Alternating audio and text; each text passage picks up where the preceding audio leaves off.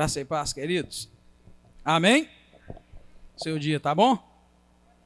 Graças a Deus, né? Pelo dia, por essa oportunidade que o Senhor nos dá de estudar a Bíblia Sagrada. Hoje o nosso estudo, irmãos, é no capítulo 5 de 1 Reis. 1 Reis, capítulo 5.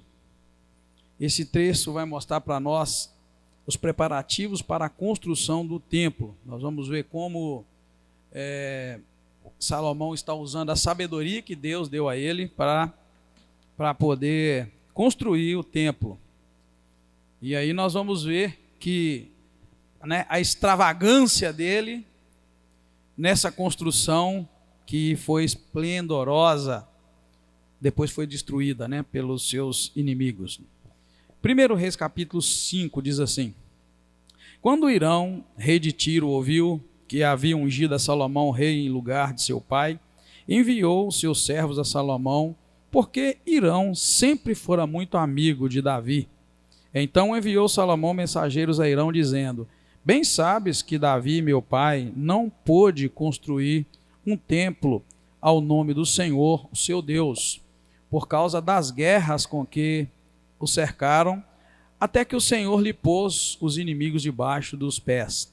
Agora, porém, o Senhor, o meu Deus, me deu descanso de todos os lados e não há adversário, nem calamidade alguma.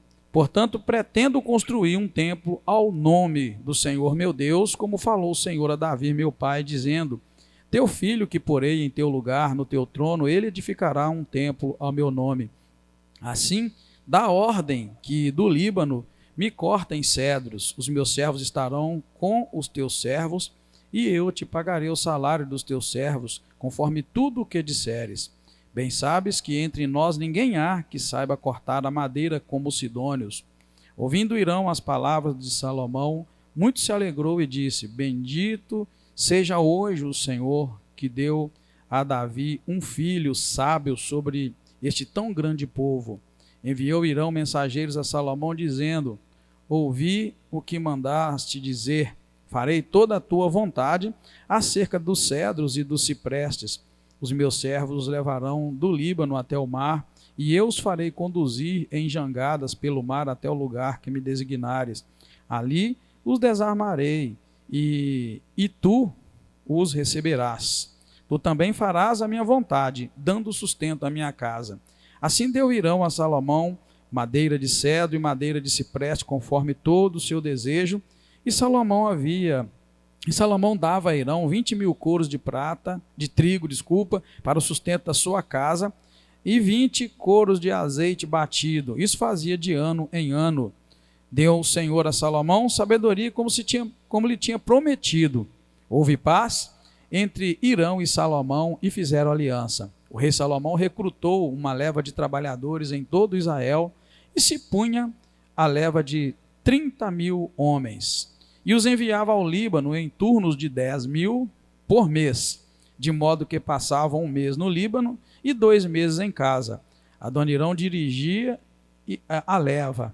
Salomão tinha 70.000 que levavam as cargas e 80.000 que talhavam pedras nas montanhas, fora os mestres de obra que estavam sobre aquele serviço, 3.300, os quais davam as ordens ao povo que o executava. Mandou o rei que trouxessem grandes blocos de pedra escolhida e lavrada para servirem de alicerce para o templo. Lavraram-nas os edificadores de Salomão e os de Hirão, e os gebalitas preparavam a madeira e as pedras para edificar a casa. Amém, queridos? Vamos orar? Deus, obrigado, Senhor. Mais uma vez nós oramos, agradecidos ao Senhor pelo dia maravilhoso e pela oportunidade de estarmos aqui na casa do Senhor, ó Deus. Obrigado, e peço que o Teu Espírito Santo fale conosco, Senhor, como o Senhor tem falado, como o Senhor tem nos abençoado. Eu te agradeço desde já pela graça e misericórdia do Senhor nas nossas vidas, em nome do Senhor Jesus Cristo. Amém. Pode sentar, queridos. Quem está acompanhando, né, o estudo conosco tem visto, né, capítulo por capítulo, até chegarmos aqui onde Salomão agora vai concluir, na verdade, dar o primeiro passo para concluir a obra que Davi desejou fazer, que foi construir o templo, mas ele não pôde fazer porque Davi era um homem de guerra. Na verdade, mais na frente nós vamos ver o que quer dizer Davi não podia construir porque ele era um homem de guerra. É porque, na verdade, não havia paz em tempo algum da vida de Davi. Os irmãos que estão estudando a Bíblia viram. Em momento algum do reinado de Davi houve paz. Só guerra, mais guerra, mais guerra, mais guerras. E agora nós vamos ver que durante todo o reinado de Salomão vai haver paz. Só no finalzinho da carreira de Salomão, finalzinho da vida dele, é que ele vai começar a colher fruto das escolhas erradas que ele fez. Aí vai surgir as guerras.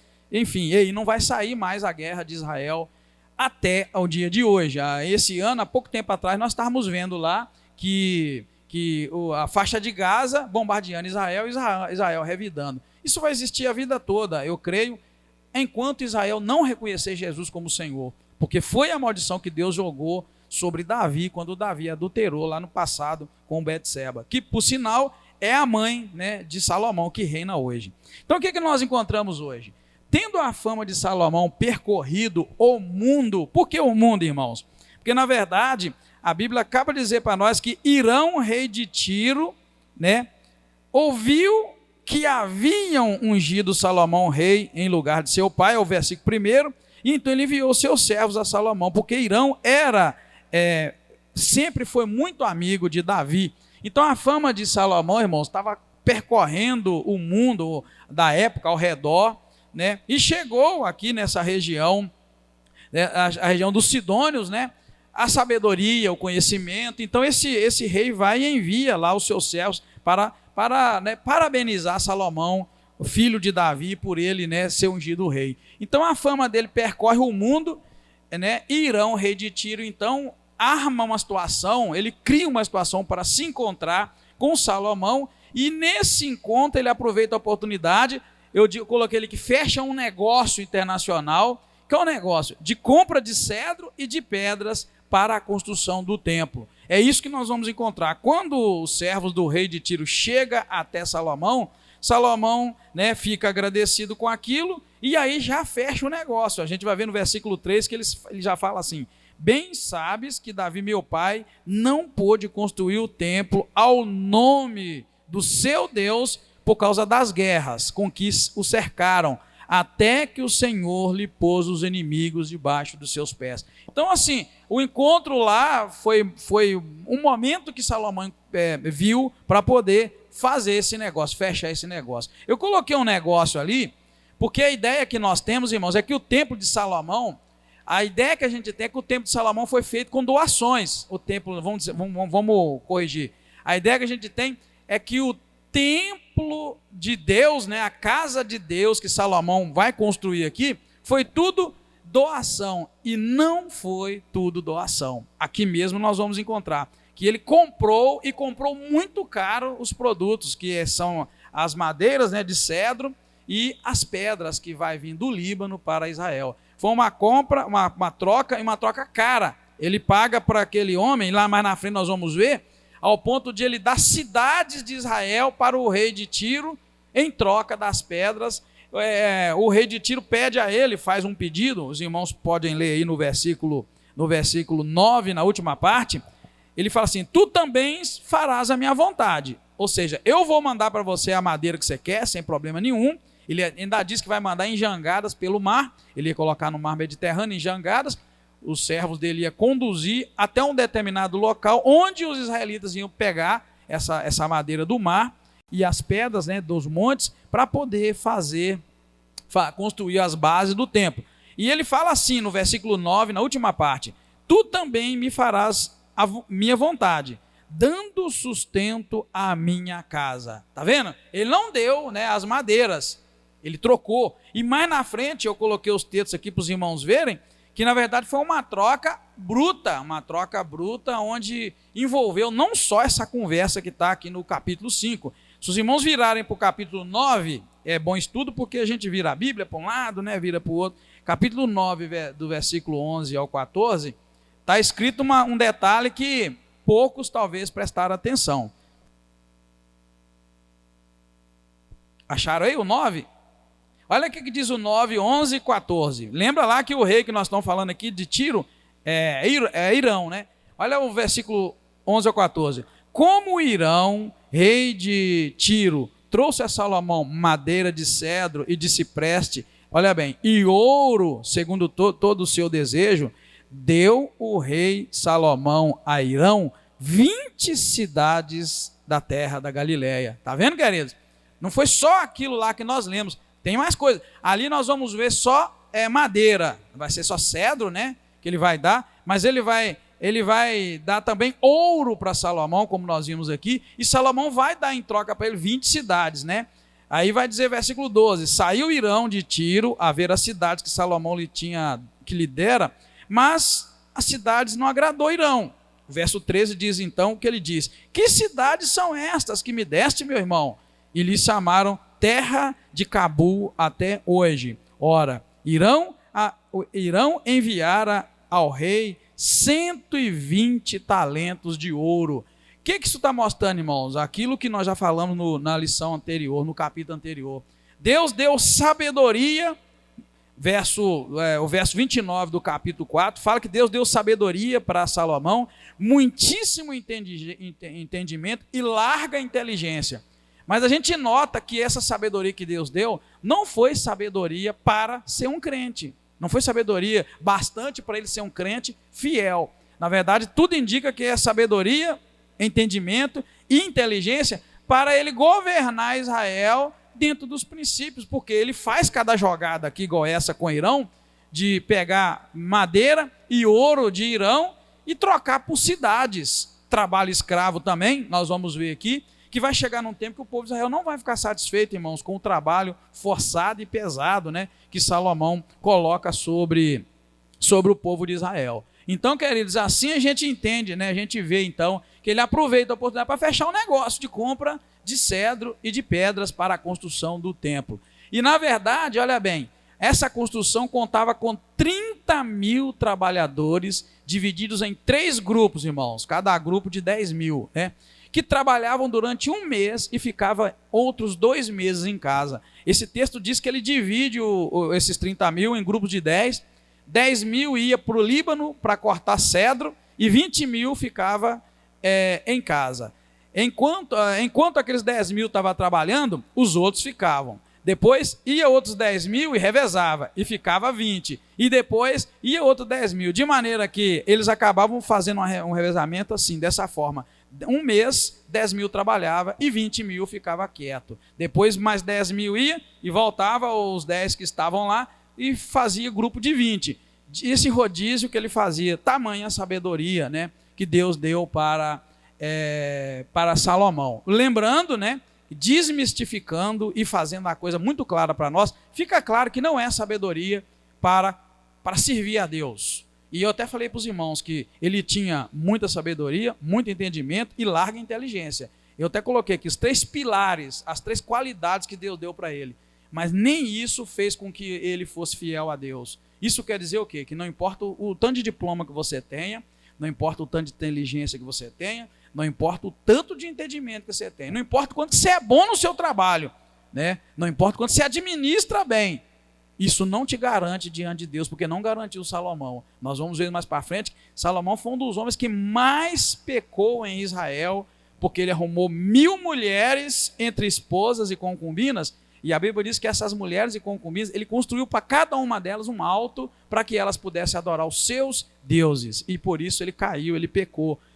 Para a gente compreender bem essas questões, irmãos, que ninguém está garantido diante de Deus, a gente precisa muito da graça do Senhor para poder permanecer firme, para permanecer de pé, né? Na sequência, nós vamos encontrar entre esses versículos, mas ainda entre aqueles versículos primeiros de 1 a 14, nós vamos ver o desenrolar, né, de tudo, o início de como ele chegou a essa negociação, né? Essa negociação. O que acontece? Primeiro a gente vê no versículo 3, irmãos, um detalhe que às vezes ninguém nota. Se você notar, o versículo 3 está dizendo assim: bem sabes que Davi, meu pai, não pôde construir um templo ao nome do Senhor.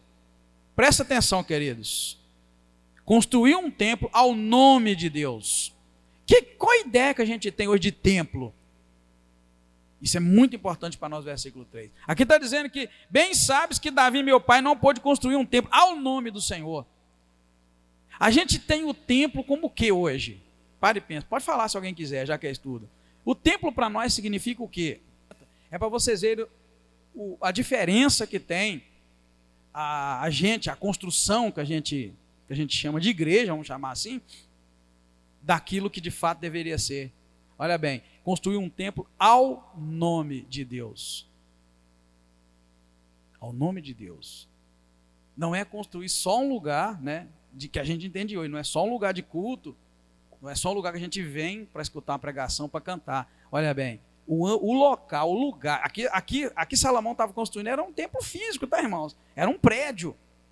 É um prédio que ele estava construindo com todo esse ouro, com todos esses bens. Mas veja bem, queridos, perdemos essa visão do templo físico, material. A gente aprendeu que é lugar de culto, aprendeu que é lugar de congregar, aprendeu que é um punhado de coisa. E isso desvirtua a realidade do templo físico.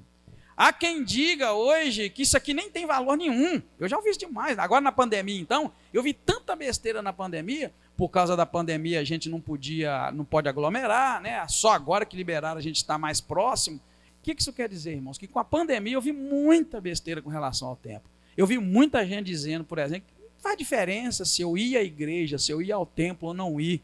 Isso é desvirtuando a realidade bíblica. Está entendendo, irmãos? Eu estou às vezes para vocês, é porque não adianta espiritualizar aqui e dizer assim, não, mas Salomão, esse templo se refere ao templo, o lugar onde Deus habita. Não, querido, é uma igreja, vamos chamar assim, é uma igreja, é um prédio que ele construiu de pedra, de ouro, de madeira, de coisa fina e cara que ele gastou. Está vendo, queridos? É para ser construído ao nome do Senhor. Ao nome do Senhor. Não é só construir um lugar para Israel ir lá, porque na verdade vocês vão ver que mais na frente que vai ter o lugar, o pátio, o lugar santo, o santo dos santos, vai ter o lugar onde todo mundo chega com a oferta, o lugar do abate, da oferta, vai ter tudo isso. Vai ser de fato uma igreja aos moldes do Velho Testamento. Mas só que não era só um lugar, irmãos, de ir e sacrificar. Ali não era, em primeiro lugar, que eu quero dizer, o versículo 3 deixa isso claro, e eu gostaria que você fosse depois em casa e lesse com cuidado isso, para vocês entenderem ainda melhor, né, com a ajuda do Espírito Santo de Deus, é que na verdade ele estava construindo ali, primeiro era um lugar, uma casa ao nome de Deus. Primeiro era isso, primeiro. Depois ela ia servir para que as pessoas fossem, mas que fossem à casa de Deus. Lembra lá que em um determinado momento do Novo Testamento, Jesus estava caminhando e subiu ao templo. Lá dentro do templo os cambistas vendiam, né? Pombas vendiam, tal, muita coisa. Por que Jesus ficou tão irritado, irado e bravo e pegou lá e derrubou a mesa dos cambistas e brigou com eles, ficou muito bravo e falou o que seria chamado aquele lugar? Porque, querido, Jesus estava lá cheio de Deus, cheio da graça do Senhor Espírito Santo de Deus, entendendo que aqui não era um prédio apenas, não era um lugar apenas para as pessoas irem e comprarem a pomba, o seu sacrifício, e ir lá depois e vender. Não, isso é a casa de Deus, não pode ser assim. Isso está errado, e Jesus colocou aquilo. Por isso que a ira de Jesus foi tão grande, para muitas pessoas não entendem e pensam, mas por que ele fez isso? Não tem nada a ver, não é? Hoje a gente não escuta muito um tal de não tem nada a ver? Está vendo? Não tem nada a ver, a gente vai modernizando a coisa e perde a essência, irmãos. Então, isso é muito importante a gente entender. Era um templo ao nome do Senhor. E ele diz aqui duas coisas. Nesse mesmo versículo e no seguinte, a gente vê a mudança de expressão. Quando ele fala isso, construir um templo, ele diz assim, ao nome do Senhor, o seu Deus. Ou seja, construir um templo que já é muito ao nome do Senhor, o seu Deus quer dizer, Deus do pai dele, Davi. E ele continua, mas por causa das guerras com que cercaram Davi, meu pai, né? Até que o Senhor lhe pôs os inimigos debaixo dos seus pés. Agora veja o versículo 4, ele não vai falar construir um templo ao nome do Senhor, seu Deus, ou seja, Deus do pai dele, ele vai falar do meu Deus. Agora ele muda o 4, olha. Agora, porém, o Senhor, o meu Deus, olha bem, queridos, o que quer dizer isso? Quer dizer isso que está claro aqui que no início era construir um templo ao nome do Deus do pai dele, que era Davi. Mas agora já não era mais o Deus de Davi, agora era o Deus dele, ele estava construindo para o Deus dele. Quando ele diz agora, porém, o Senhor, meu Deus, me deu descanso de todos os lados, e não há adversário e nem calamidade alguma. Portanto, eu pretendo construir o templo ao Senhor, tá vendo? Ao Senhor, meu Deus. Vai construir o templo, desculpa, ao nome do Senhor, o meu Deus, como falou a Davi, meu pai. Tá vendo, querido? Uma experiência tremenda que fica claro. A princípio era o Deus do meu pai. Não, hoje é o meu Deus. Mesma coisa, nossos filhos têm que crescer e vendo que nós adoramos a Deus e Ele é o Deus dos pais. Mas de repente eles têm que chegar e falar, não é mais o Deus do meu pai nem o Deus da minha mãe, é o meu Deus. Amém, queridos? Então eu preciso que a igreja entenda que isso está registrado para nosso crescimento e para a gente entender, tá, irmãos? Olha a grandeza do templo. Então a grandeza do templo que Salomão constrói, na verdade, não é só por causa do preço do ouro, do cedro, da grandeza do prédio, porque na verdade nós vamos ver que mais na frente eu vou mostrar para vocês que é muita extravagância de Salomão, porque Davi, irmãos, antes de morrer, Davi chegou a recolher todo o material que Salomão precisava para construir o templo. Está registrado e eu anotei ali para a gente ver depois. Então Davi, antes de morrer, deixou tudo para ele construir o templo, tudo já ajeitado, só construir, e ele vem e ainda arranja muito mais coisa, muito mais bens para construir um templo, e sendo que Deus já havia dito, eu não preciso de templo. Lembra lá que Deus havia dito que ele não habita em templos feitos por mãos, né? Então assim, eu até perguntaria, será que isso foi extravagância de Salomão? Mais um excesso, porque ele era um camarada tremendamente extravagante, né? Ao invés de ele ter uma mulher, ou duas ou três que Deus permitia, vocês viram, ele tinha 1000 mulheres. Então o camarada era extravagante. Eu queria até deixar isso para vocês. Será que foi extravagância? Será que Deus agrada dos nossos excessos? Será que Deus agrada da nossa extravagância? Será que isso muda algo, no coração de Deus? Por que eu digo para você que chega a ser extravagância? Se você abrir um pouco para frente em 1 Crônicas, verso 22, abrir em cima já, olha para você ver que bênção. Se você abrir lá na frente, 1 Crônicas, capítulo 22, versículo 5, você vai ver aquilo que eu disse para você, que Davi deixou tudo para Salomão construir o templo. Dizia Davi, Salomão, meu filho, ainda é moço, inexperiente, e o templo que se há de construir para o Senhor deve ser magnífico e excelente, de renome e glória em todas as terras. Portanto, eu lhe farei os preparativos. Aí continua. Assim, Davi fez grandes preparativos antes de sua morte. Está vendo o registro, querido? Fez os preparativos. Agora, vamos até o 5, e depois a gente vai partir para frente. Aliás, ali, o 5. Agora, pula para frente no 29, capítulo 29 de 1 Crônicas. Aí a gente vai ver do versículo 1 ao 9, para vocês verem que Davi deixou tudo pronto e o camarada ainda vai e arranja tantas coisas, Ok, 1 Crônicas 29, de 1 a 9, diz assim, disse mais o rei Davi a toda a congregação, Salomão, meu filho, o único a quem Deus escolheu, ainda é moço e inexperiente.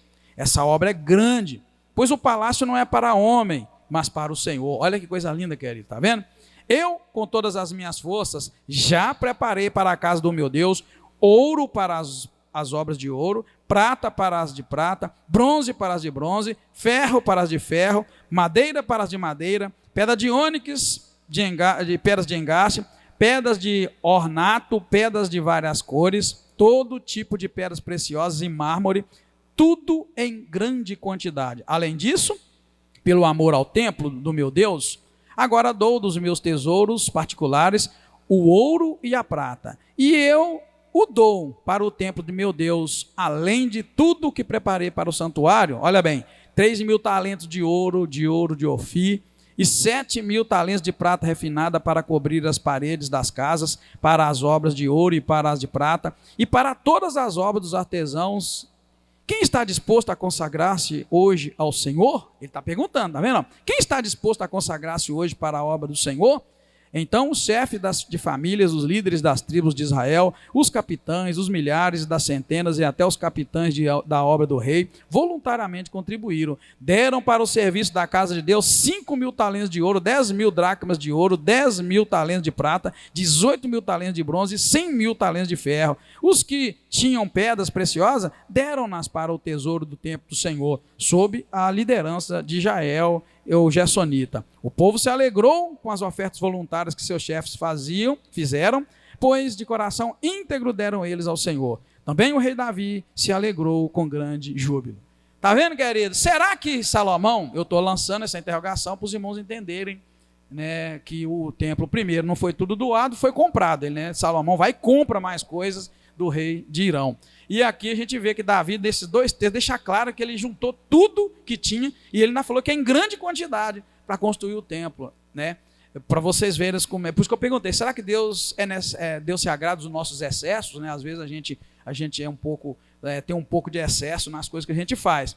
Então a negociação, irmãos, tem esse início, né? Para a gente ver, e eu quero que os irmãos saiam daqui louvando a Deus e glorificando ao Senhor, e saia também com a nova visão, essa construção física aqui, chamada de santuário muitas vezes, de igreja muitas vezes. Eu queria que os irmãos entendessem assim, quando você for na igreja, seja nessa ou em outra igreja, quadrangular, assembleia, não importa o nome, pense assim, eu estou indo no lugar que foi construído ao nome do Senhor. Amém, queridos? Porque a própria Bíblia diz, onde tiverem 2 ou 3 reunidos em meu nome, eu estarei no meio de vós. É diferente da minha casa, da sua casa, né, irmãos? É isso que eu quero que os irmãos entendam. É diferente de qualquer coisa. É um lugar feito ao nome do Senhor. Ainda que Deus não habite em templos feitos por mãos de homem, a gente precisa entender essa diferença. Você pode fazer da sua casa um lugar assim? Pode. A gente até canta, né? Minha casa será, né, lugar de bênção. Se você quiser, pode ser. Você chega lá na sua casa, se você não fez ainda, você pode consagrar a sua casa ao Senhor e falar assim, Senhor, esta casa não é minha casa. Essa casa é uma casa que foi construída ao nome do Senhor. A partir daí, entrega a tua casa ao Senhor, não tem problema nenhum. A partir daquele momento que você fizer aquilo, eu tenho certeza que Deus vai receber e o nome do Senhor será glorificado. Eu fiz isso, todo lugar que eu moro eu faço. Eu moro de aluguel, os irmãos sabem que eu moro de aluguel. Mas toda casa que eu chego, na hora que eu vou entrar nela, eu oro dentro dela, dentro dos cômodos, falo, Senhor, eu não sei o que aconteceu aqui, se aconteceu crime, se aconteceu isso, se aconteceu aquilo, mas eu peço ao Senhor que limpa, arranca tudo. E eu consagro ao Senhor. Essa casa é agora ao nome do Senhor. Não importa o dono. Enquanto eu estiver lá, será assim. Eu faço assim. E eu creio. Amém, queridos? Você não fez, você pode fazer. Vai chegar hoje, faz isso. E a partir daquele dia é do Senhor. E é tão bom, não sei se vocês já tiveram essa experiência, quando alguém visita a casa da gente e fala, não, mas aqui tem uma paz. Vocês já tiveram essa experiência? Eu já tive. Uma pessoa muito mundana, né? Foi na nossa casa um dia e falou, nossa, mas aqui tem algo. Eu pensei, tem mesmo. A gente consagra ao Senhor. Tem uma experiência de consagração. Estou parando aqui, irmãos, porque esse texto é só isso, tá? Preparativos para a construção do templo. E o excepcional aqui é que não é qualquer templo, é o nome do Senhor que nós estamos vendo. Eu tenho uma experiência de consagração ao Senhor que eu nunca vou esquecer na minha vida. Quando eu morava no estado, já contei para a igreja, mas eu repito só para os irmãos verem como é simples. Quando eu mudei para lá, menino novo ainda, saí daqui com 21 anos, se eu estiver enganado, e fui congregar. E aí fui convidado para dirigir o louvor da igreja. Como eu nunca tinha dirigido louvor, nem tocado violão na igreja, eu tinha muita vergonha, mas aceitei. Aceitei porque uma pessoa falou comigo, ó, Deus está te chamando para isso. Aí eu falei assim, ainda fui atrevido e humilde. Falei, eu estou indo porque Deus falou com você, porque eu estou desesperado com medo. E fui dirigir o louvorzinho. A igreja não comprava violão, apesar que os Estados Unidos tem muito dinheiro, lá eles não compram violão, lá eles não compravam nada. O obreiro tinha que comprar do seu próprio bolso. Aí eu não tinha violão. Aí fui comprar um violão. Lembro direitinho. Um irmão emprestou o cartão que eu não tinha dinheiro. Comprei, paguei o irmão. Só, queridos, quando eu peguei o violão, um violão azulão, bonitão, azul, e eu peguei o violão, assim que eu fechei o negócio com o moço, o violão era meu, em cima da mesa, lá do balcão, eu fiz uma oração a Deus. Nunca esqueço. Pus a mão no violão, baixinho, loja cheia, né? Baixinho, eu falei com meu Deus, Deus, esse violão estou consagrando ao Senhor. Só pode tocar nele hinos de louvor ao nome do Senhor. Estou consagrando, entregando para o Senhor. Falei baixinho, queridos, na minha mente. Fechei o violãozinho na maleta, fomos embora. E fui dirigir o meu louvorzinho. Aí, em determinado momento, um irmão da igreja, ninguém sabia disso, que eu falei em silêncio com Deus, um irmão da igreja, que depois se tornou pastor, falou comigo assim: irmão Edgar, eu tive um sonho estranho com você. Falei: conta o sonho.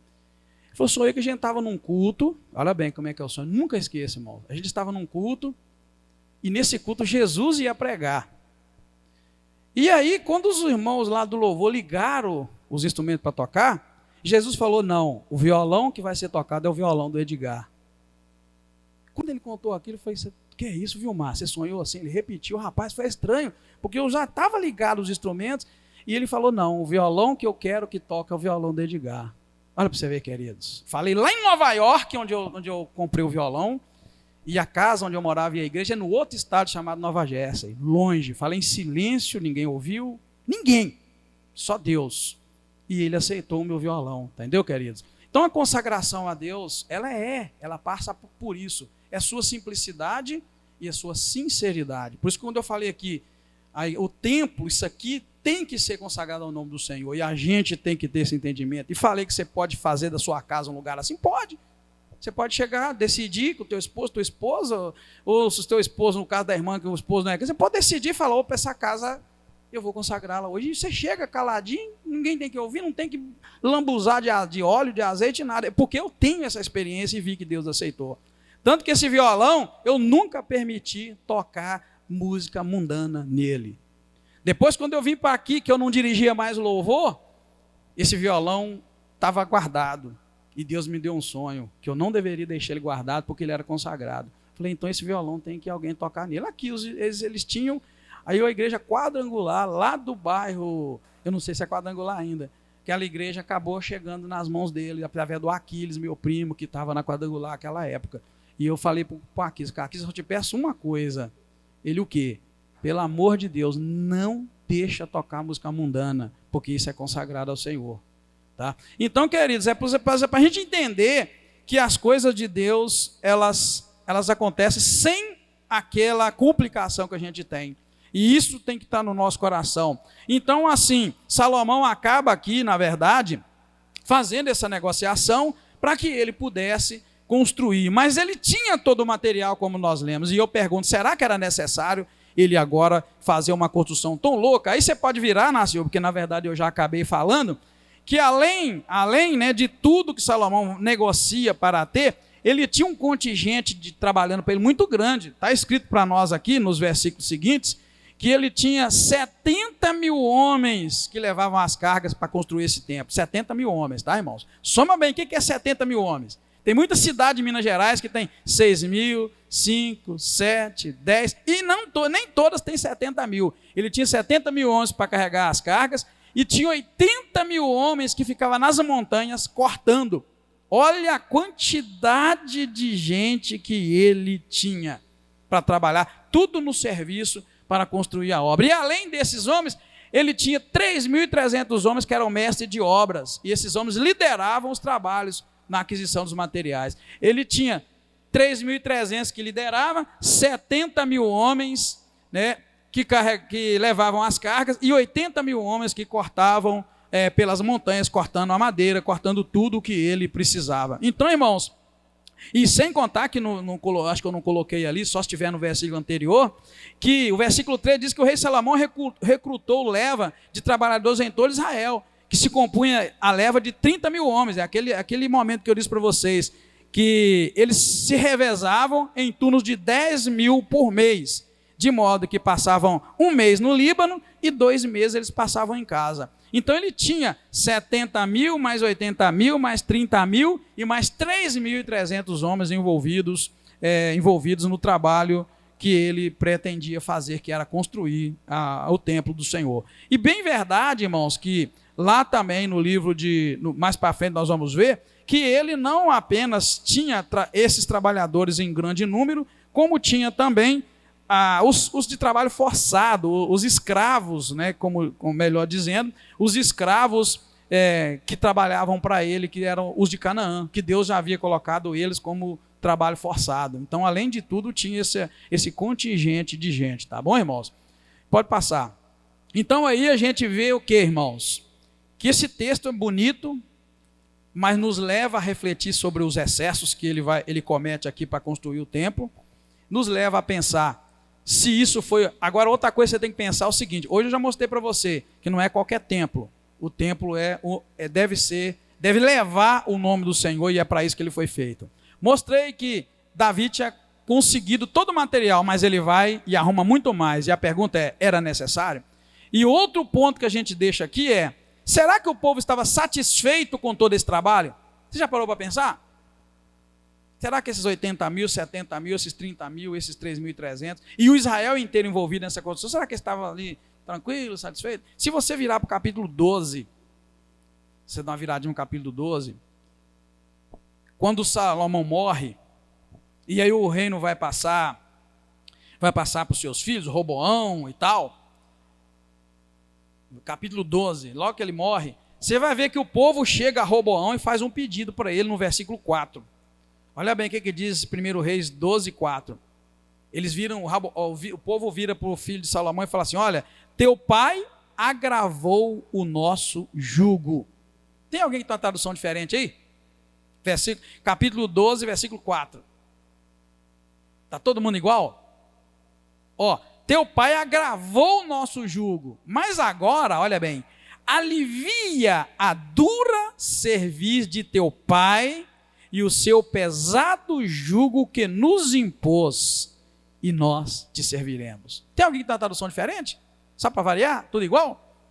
O que esse versículo 4 está dizendo aqui? O povo chega para ele e fala assim, olha Roboão, seu pai Salomão, o rei Salomão que nós estamos falando dele aqui, deu para a gente um trabalho tão pesado, mas tão pesado, é isso que eles estão dizendo, tá, irmãos? Eu estou trazendo para uma linguagem popular, porque quando fala agravou o nosso jugo, alivia a nossa cerviz que o seu pai colocou sobre nós, está dizendo assim, olha, Roboão, é o seguinte, seu pai Salomão, nesses trabalhos que ele fez aí, de construção disso, daquilo, ele colocou sobre nós um trabalho tão duro, mas tão pesado, que nós te propomos, se você aliviar o nosso trabalho de tanto que nós trabalhamos, nós vamos te servir.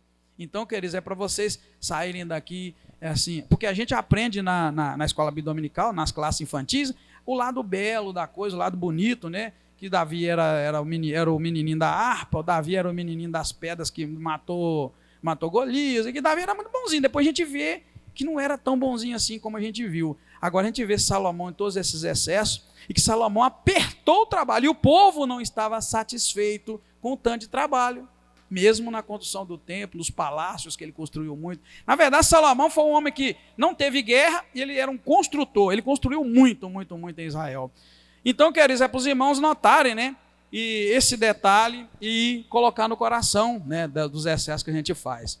Este texto fala, irmão, de fidelidade, serviço a Deus, unidade, acordo entre pessoas e ajuda incansável. Por quê? Porque, na verdade, fidelidade do rei, né, do rei Irão com Davi, fez com que ele fizesse uma aliança com Salomão e agora cedesse madeira para Salomão construir o templo. Então, fidelidade, serviço a Deus, todos estavam envolvidos no serviço a Deus, desde Davi, agora Salomão, e todos aqueles que ele vai contratar para trabalhar para a construção do templo. Havia unidade, porque eles trabalhavam em sincronia, 10 mil ia para o Líbano para cortar madeira, colocava nas jangadas que vinham pelo mar, alguém pegava em Israel, levava até o local do templo, outros iam para as montanhas cortar madeiras e pedras para fazer a fundação, enfim, todo mundo trabalhando, havia unidade, havia acordo entre as pessoas de negociar, né, horário, negociar trabalho, negociar